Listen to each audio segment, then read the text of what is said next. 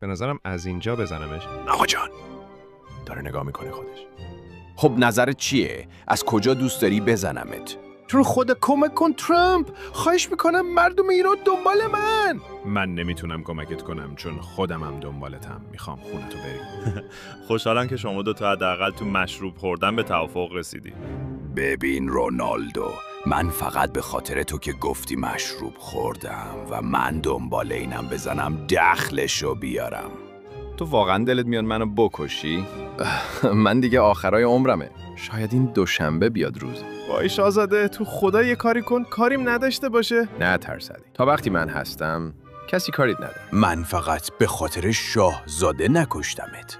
دیدی من نذاشتم ترامپ بکشتت. آره شاهزاده، تا آخر عمر مدیونتم. شاهزاده منم ترامپ. یادت رفته؟ میشه بگی تو زمان موشک زدن اسرائیل چطوری فرار کردی؟ اون یک ابرقهرمانه؟ اون شاهزاده ایرانه؟ باید جلوش زانو بزنیم. ترامپ از اون طرف فرار کرد شاهزاده. آقای ترامپ، میشه بدونم چطوری از چنگ شاهزاده فرار کردی؟